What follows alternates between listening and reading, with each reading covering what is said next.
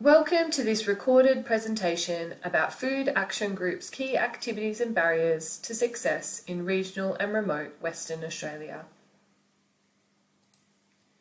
Before I begin, I would like to acknowledge the traditional owners of the land on which I'm dialing in from today and pay my respects to all elders past, present and emerging. The Food Action Group's project aims to address food security in regional and remote regions of Western Australia. Food security being a situation that exists when all people at all time have physical, social and economic access to sufficient, safe and nutritious food that meets their dietary needs and preferences for an active and healthy life. There are 6 different dimensions of food security, and within each dimension there are a number of determinants that influence a person's ability to be food secure. For example, at the food availability dimension, we need to make sure that food is available for people in outlets or alternative food networks, and that food is a sufficient price and of good quality. At the food access dimension, we have social support and networks which are important to help people with social access to food, and the distance to outlets in terms of how far people need to travel to access their food. At the food utilisation dimension, we have nutrition, knowledge and cooking skills. So once people have found food and they're able to access it, this is about using it in an appropriate way to maximise nutrient needs and prepare food safely.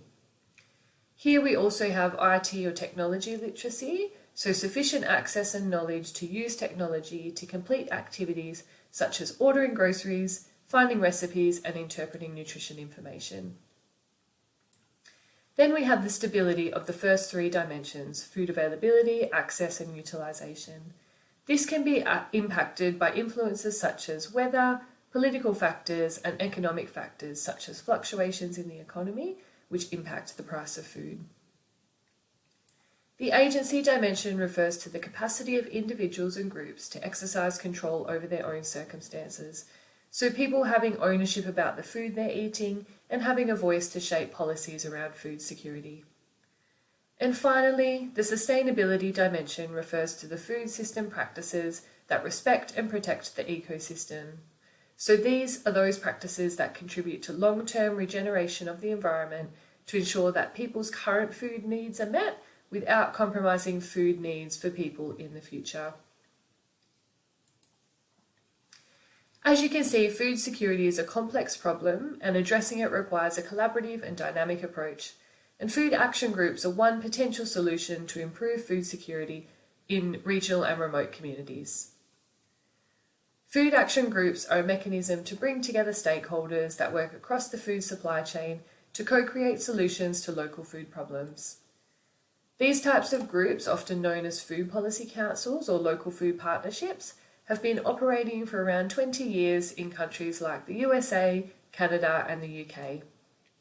Some examples of stakeholders that are often a part of food action groups include people from agriculture, education, health, government, social services, emergency food relief organisations, retailers and community members, among others. And these groups may work to address issues across the whole food supply chain or focus on one particular part, such as food access.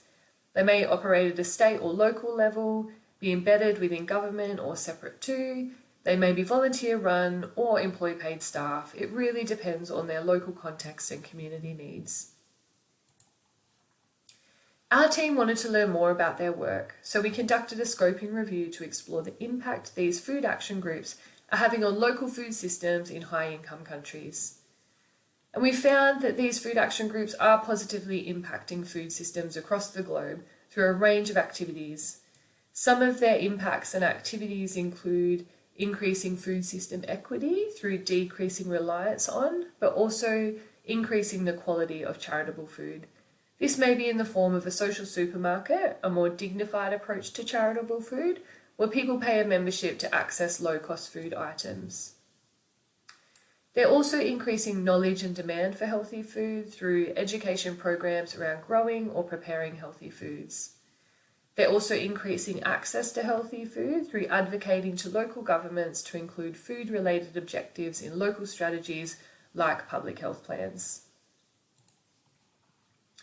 They're also increasing environmental sustainability through surplus food projects or working with restaurants or cafes to try to decrease their waste through award schemes, education and training. And finally, they're supporting food system resiliency and increasing economic development through local food procurement strategies, so getting locally grown foods into hospitals, aged care and prison meals to support local farmers and communities to retain that economic benefit. No such food action group model exists in WA, so in 2023 we held stakeholder and community focus groups throughout regional towns in WA to hear people's thoughts on whether a food action group could help to improve food security in their community. We know that the issues affecting food across WA are quite diverse, and so understanding local context is important. So at these focus groups, we asked questions like, what are the key activities of focus for food action groups to have a positive impact? And what are the anticipated barriers to establishing food action groups in regional and remote WA? 92 participants attended 19 focus groups we held throughout WA. Each session was recorded using Microsoft Teams, and once all the sessions were complete, the team analysed all the data to see what common themes developed.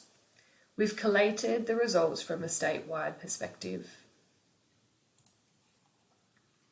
During these focus groups, participants expressed wanting to see WA food action groups focus on the following key activities. In terms of supporting economic development, activities that generate income for local food producers and processors to be retained in the region. Participants envisioned local food production at a scale that was successful for producers and a diversification of crops beyond grains in their region. Participants also suggested local government advocacy to ensure government plans and policies facilitated food growing in the community and supported local produce sales. Activities that focus on increasing knowledge and demand for healthy food included delivery of education sessions that aim to improve nutrition and food knowledge and skills among community members. Also increasing individuals' connection to origins of food and awareness of Indigenous foods was also mentioned. Activities that support a resilient food system focused on increasing regional food systems' capacity to adapt to shocks and disruptions during crises. Proposed strategies included decentralising food distribution and the development of a food hub or cooperative in regional areas. Fostering good relationships and communication between food system stakeholders was also important. Activities to help increase access to healthy food included increasing the number and variety of supermarkets in small towns to increase competition and decrease food prices. Advocacy to extend supermarket operating hours and public transport options was also mentioned. Activities that relate to promoting environmental sustainability were focused on ensuring food systems that are sustainable for future generations. Examples included food waste reduction strategies such as coordinated repurposing of surplus food from supermarkets and institutions to food relief programs.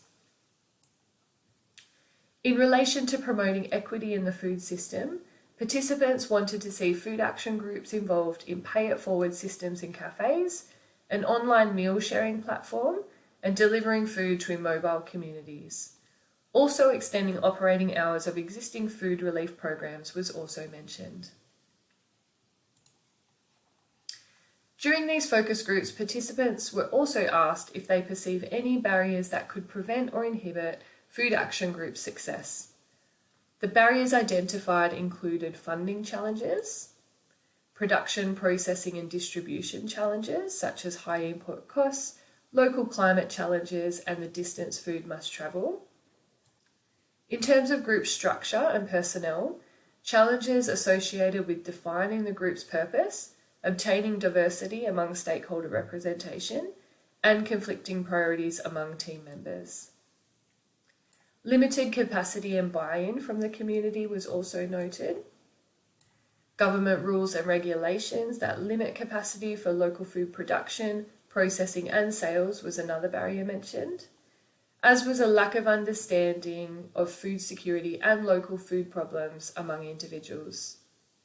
Taking these findings into consideration, our recommendations include, firstly, that food action groups could develop work plans of activities that focus on a range of food system issues within a portfolio of solutions, rather than use siloed interventions.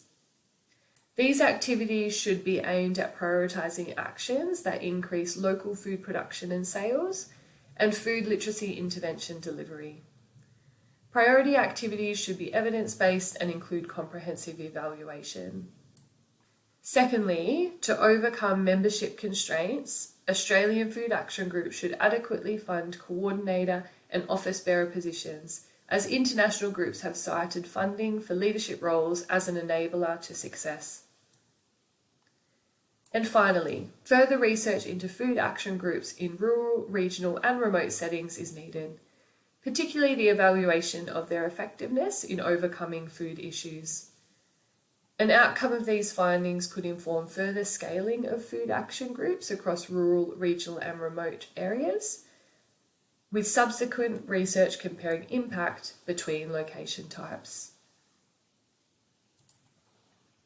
This brings us to the end of this presentation, which summarises our participants' perspective on key activities and barriers to success for food action groups in WA. We would like to acknowledge our project partners and funders, which are listed here. Thank you for listening to this presentation. If you have any questions, please email us. You can also follow us on Facebook to keep up to date with our project, and head over to our website to access a variety of resources.